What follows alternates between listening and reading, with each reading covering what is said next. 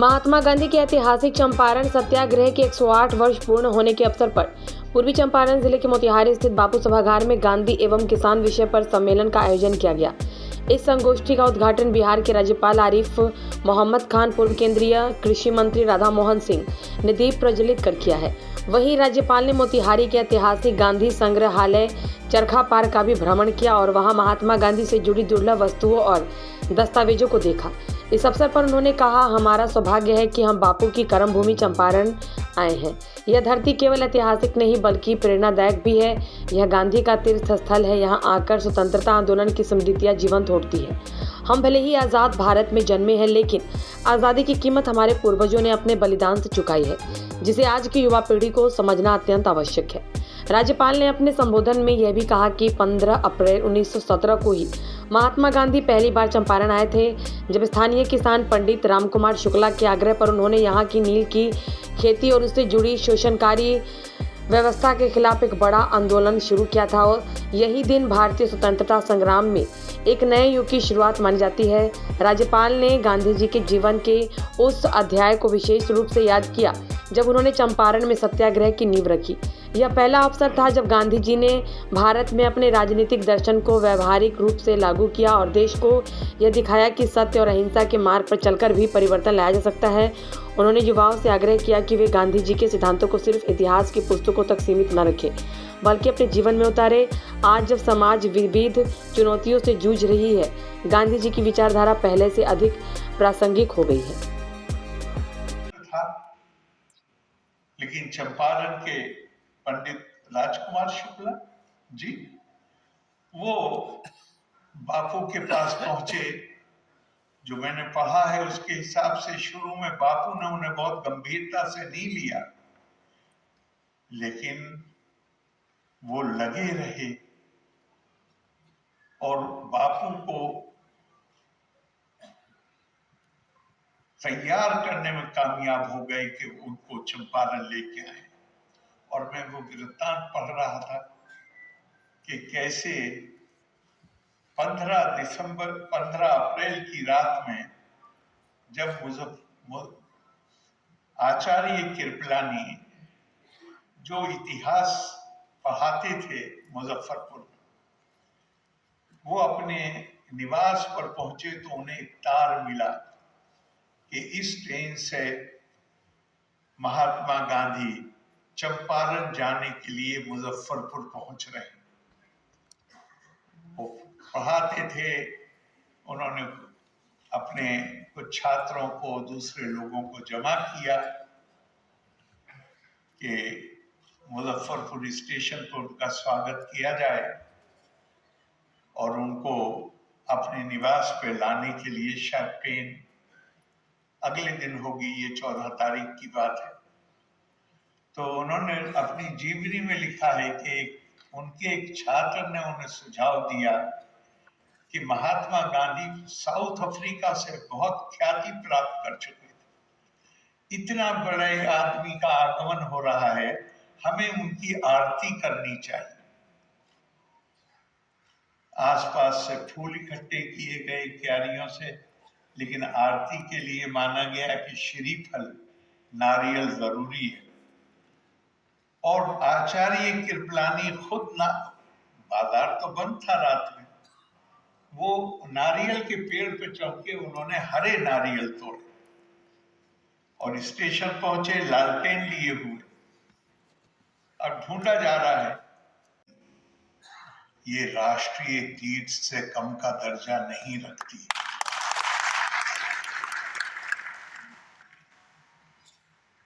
चंपारण से जो सत्याग्रह शुरू हुआ, महात्मा गांधी के नेतृत्व में, बल्कि कहना चाहिए कि जिसने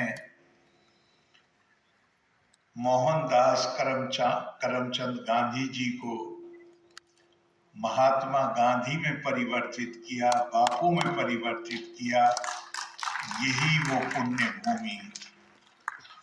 से पहले भी इतिहास में भी कहा गया कि महर्षि वाल्मीकि का आश्रम भी यही था और भी बहुत सी महत्वपूर्ण चीजें जुड़ी हुई हैं।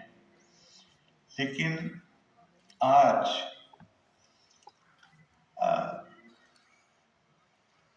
जब मैं माननीय राधा मोहन सिंह जी के साथ चरखा पार्क और गांधी संग्रहालय गया, तो आप तो यहाँ इस जिले के रहने वाले, लेकिन आज के दिन कोई भी आदमी जो यहाँ का निवासी नहीं है, आज के दिन अगर वो चंपारण आएगा तो सारी स्वतंत्रता संग्राम की सारी यादें ताजा हो जाती। हम तो आजाद भारत में पैदा हुए, लेकिन पढ़ने का शौक है, तो हमें ये जानकारी है कि हमारे बुजुर्गों ने गुलामी का जुआ अपने कंधों पे ढोया और किस तरह उन्होंने उस अपमान को खत्म करने के लिए कठोर तपस्या की है, त्याग और बलिदान किया है। और ये उन्हें, मैं नहीं जानता कि उन्हें ये उम्मीद थी या नहीं थी कि वो खुद आजादी का सूरज उगता हुआ देखेंगे, लेकिन उन्हें ये पक्का विश्वास था कि भारत की आने वाली नस्लें सम्मान के साथ आजादी की फिजा में सांसें ले सकेंगी। तो हम कृतज्ञ हैं, वरना पढ़ के ही, किताबों में पढ़ के ही कपकपी आ जाती है कि अपने ही देश में हमें ये अपमान का सामना करना पड़ता था, जहां इमारतों पे लिखा हुआ था कि भारतीय और कुत्तों का अंदर आना मना।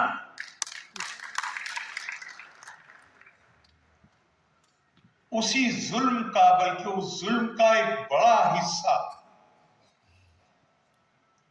ये जो अपराध हो रहे थे किसानों के विरुद्ध, जो उनका दमन हो रहा था, शोषण हो रहा था, अत्याचार हो रहा था, चंपारण जैसे जिलों में उन्हें नील की खेती पर करने के लिए मजबूर किया जाता था और तयशुदा जो उसका मूल्य था उससे भी कम दिया जाता था।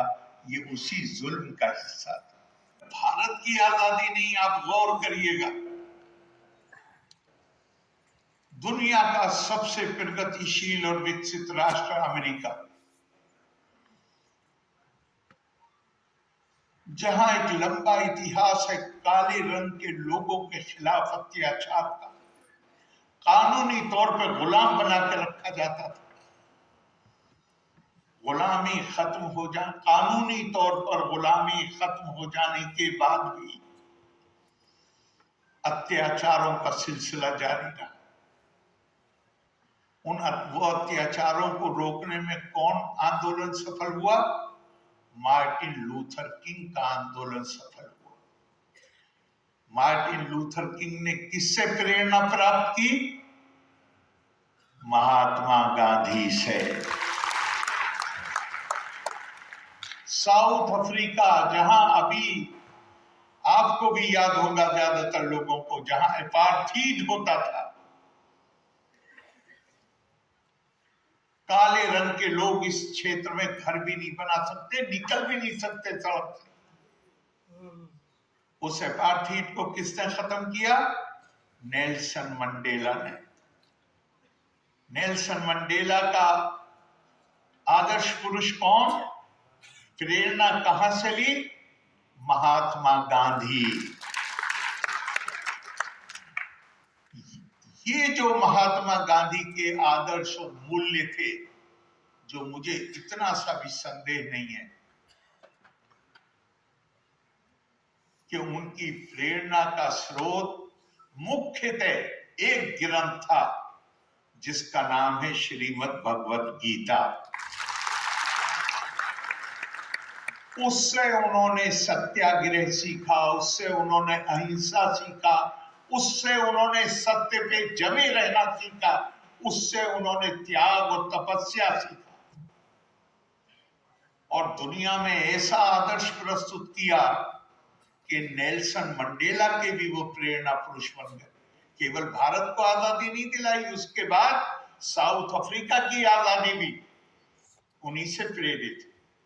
कालों पर होने वाले अत्याचार का अंत हुआ तो वो आंदोलन भी महात्मा गांधी से प्रेरित। कोई सोच सकता था कि अमेरिका में एक काले रंग का आदमी उस देश का राष्ट्रपति बन जाएगा?